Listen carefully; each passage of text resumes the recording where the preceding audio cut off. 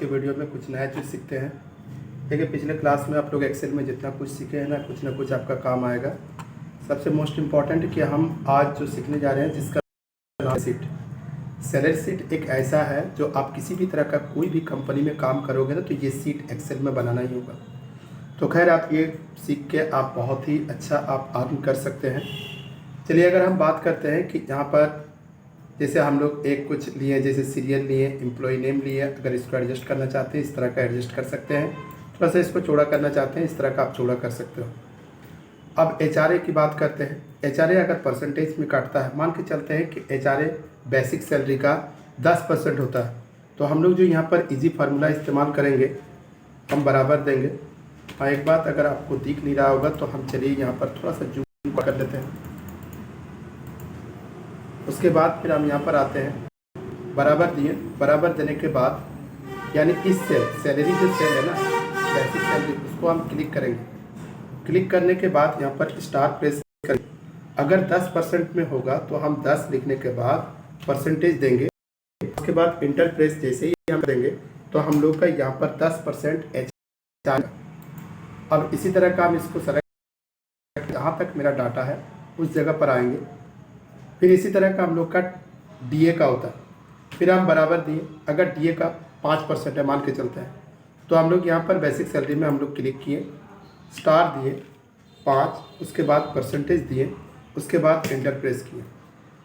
उसके बाद फिर सेव प्रोसेस हम यहाँ से ड्रैग कर देंगे तो आप देखोगे सबका ऑटोमेटिक कैलकुलेशन हम लोग का आ जाएगा। सेम प्रोविडेंट फंड PF बराबर दे दिए हम। उसके बाद अगर बेसिक सैलरी का ही अगर 3% होगा तो हम इसमें क्लिक कर दिए।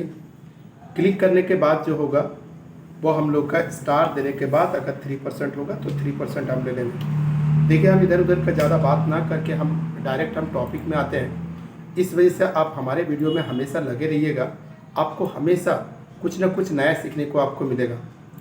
अब आते हैं ग्रोस सैलरी। ग्रोस सैलरी का मतलब है कि अगर हम ये तीनों को जोड़ेंगे, एक हम लोग का बहुत ही ईजी प्रोसेस है जिसमें जोड़ने के लिए आप सीधा सा आप इसको सेलेक्ट कर दीजिए।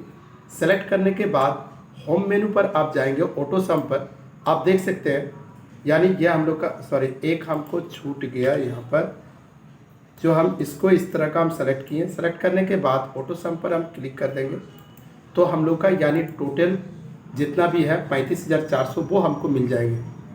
अब यहाँ पर इसी टाइप से बाकी का भी जो अकाउंटेंट है या जो भी नाम है आप यहाँ पर देख पा रहे हैं। यहाँ पर देखिए जो भी नाम है, यहाँ पर जो भी पोस्ट है उस हिसाब से आपको अपने आप दिखाई दे रहा है।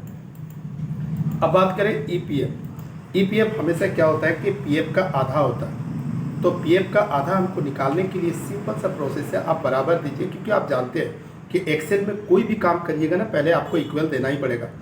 उसके बाद फिर PF का जो अमाउंट है उस सेल को हम खाली क्लिक कर देंगे। क्लिक करने के बाद हम इसको 2 में भागा कर देंगे तो हम लोग का उसका 50% अमाउंट हम लोग को आ जाएगा।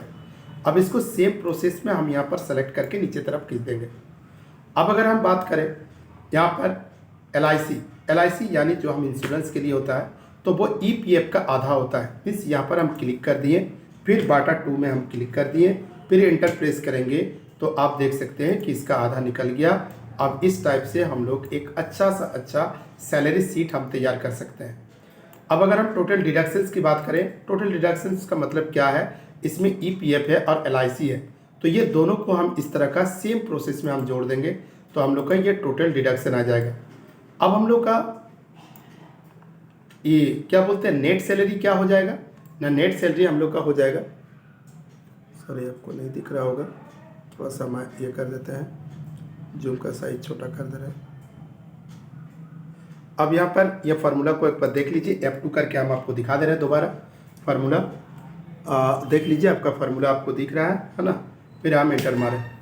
अब यहाँ से नेट सैलरी का मतलब होता है कि आपका total deduction minus gross salary. Means हम यहाँ पर बराबर दिए, ग्रोस सैलरी ये वाला है माइनस यानी हम लोग का टोटल डिडक्शन। अब एंटर मारने के बाद यानी हम लोग का टोटल नेट सैलरी हम लोग का आ जाएगा। इसको अगर इस तरह का पकड़ के खींचेंगे तो हम लोग का बाकी का भी आ जाएगा। अब देखिए यहाँ पर एक तैयार हो गया आपका पूरा सैलरी शीट, जिसमें से आप यानी अगर मान के चलते हैं कि कभी ऐसा होता है कि कभी कुछ चेंज करना होता है, कोई भी वैल्यू मान के चलते हैं कि आपका सैलरी इतना नहीं है, एक प्योर का 24,000 रुपया है, तो फिर आप यहाँ पर 24,000 आप करोगे ना। अब यहाँ देखिए सबका ऑटोमेटिकली आपका चेंज हो जाएगा।